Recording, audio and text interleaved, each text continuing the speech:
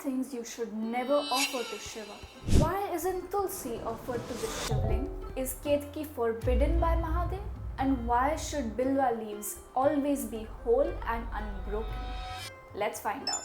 Ashutosh, Bholenath, Bhola Bhandari, these are all names of Mahadev, and they all allude to his innocence and simple nature. He is a deity who is most impressed by sincerity rather than grand rituals. A mere offering of kalash full of water or a simple chant of Om Namah Shivaya can delight him. But very few people know about this, that according to the Puranas, a few offerings are generally avoided during Shiva worship. What are those offerings and why are they forbidden? Let's find out. Number 1 is the Ketaki flower. The Ketaki flower is beautiful and sweet smelling. In the Shiva Purana, Shiva cursed Ketaki because of her untrustworthiness. At the beginning of time, Brahma and Vishnu got into an argument. Each argued that he was the supreme god of the universe. Then, Shiva appeared before them and transformed into an endless pillar of divine light, with no beginning or end in sight. The two decided that whoever found the end of this pillar was the most powerful. Vishnu assumed his Varaha form and began digging deeper into the earth, but could not find the pillar's end. He returned to Shiva and admitted defeat. Meanwhile, Brahma took the form of a Hans and began flying towards the heavens. He flew for hours, but could not reach the top. Just as he was thinking of giving up, he saw a single Ketaki flower drifting down and asked where she had come from. Ketaki, who at the time was a beloved flower of Lord Shiva, said that she had been placed at the very top of the pillar. Rather than admit defeat, Brahma asked the Ketaki flower to be a false witness for him. Brahma then returned to Shiva and declared that he had found the top of the pillar. He called the Ketaki flower, who agreed with him. Shiva, who is omnipresent and all-knowing, instantly knew that Brahma was lying. He became so angry that he cursed Brahma that no being in the 3 worlds would ever worship him. He then cursed the lying Ketaki flower that she would never be used in his worship. Till today, Ketaki flowers are never offered to Shivji except on the day of Mahashivratri. The next forbidden offering will surprise you the most because this plant is sacred in every Indian household, but it is never offered to Shiva. We're talking about the pious tulsi leaf. To understand why, let us look at the story of Lord Shiva and Vrinda. Jalandhara was the king of the Asuras. His wife Vrinda was a great devotee of Lord Vishnu. Every time Jalandhara went to war, Vrinda prayed to Vishnu.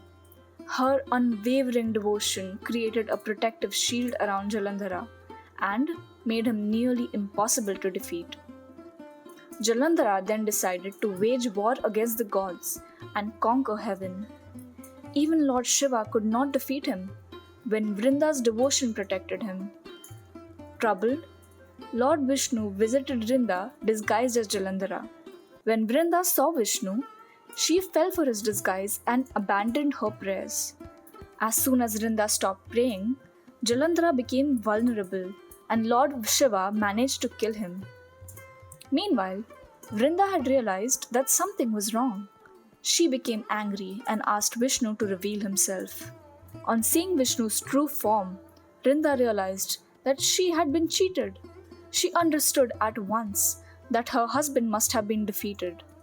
Although Vishnu tried to console her, Vrinda furiously cursed him to turn into a stone.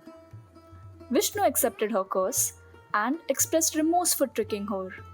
He granted her the boon to be reborn as the sacred plant tulsi and promised her that from then on she would be worshipped as a goddess. Since he had killed her husband, Tulsi cursed Shiva that her leaves would never be used to worship him. This is why Tulsi is always used to worship Lord Vishnu but almost never offered to Shiva. The next offering, which is never used to worship Mahadev, is kumkum, which is a red powder used by married Hindu women. It is associated with fertility, marriage, and femininity. It is often used in the worship of gods linked to marriage and prosperity. But Lord Shiva lives like an ascetic or a tapasvi who represents spirituality and detachment. Thus, in many Shaiva traditions, kumkum is not offered directly to the shivling because it symbolizes marital prosperity, while Lord Shiva is worshipped in his ascetic form. Instead, devotees commonly offer bhasma, chandan, or vibhuti to Shiva. Next forbidden offering is the champa flower. Champa was once adored by Shiva until she was not. Did you know the story of how the champa flower stopped being Shiva's favorite offering? Once, Narad Muni was walking to the Shiva temple in Gokarna. On the way, he noticed a champa tree filled with beautiful blooming flowers. While he was admiring it, a Brahmin approached the tree as well. Narad asked the Brahmin what he was doing, and the Brahmin replied that he was simply admiring the tree. Narad believed him and left for the temple. The Brahmin then secretly plucked champa flowers and hid them. When Narad began walking home, he came across the Brahmin once again. The Brahmin said that he had now finished admiring the tree and was going home. Narad Muni thought that the Brahmin's behavior was suspicious. He went to the champa tree and asked, "Did anyone pluck your flowers?" The champa said no. Narad grew more suspicious and went back to the temple. He was shocked to see the temple shivling covered in champa flowers. Narad asked a devotee who had offered the flowers, and the man replied that an evil Brahmin came to the temple daily to offer champa flowers to the shivling. Although the Brahmin faithfully worshipped Shiva, he misused the blessings he received by oppressing the poor. Hearing this, Narad Muni asked Lord Shiva why he was helping an evil man. Shiva replied, he could not deny a devotee who worshipped him with his favorite champa flowers. Narad Muni then cursed the champa tree so that its flowers would never be used to worship Shiva again. However, the ban on champa flowers is not universally accepted across all Shaiva traditions. Number 5 is damaged bilva leaves. We all know that bel patra or bilva leaves are loved by Shiva. While making your offerings, carefully inspect the leaves to make sure they are unbroken and unblemished.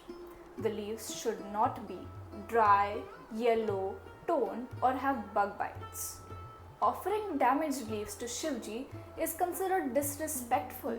Only clean and whole bel patra with at least 3 leaves should be offered to Lord Shiva.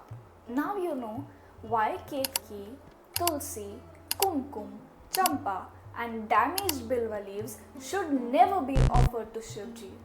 Instead, you can offer the following items which are known to be Shiva's favorites. While worshipping Lord Shiva, your devotion matters far more than the offerings themselves. If you have unknowingly offered something that is traditionally avoided, there is no need to worry.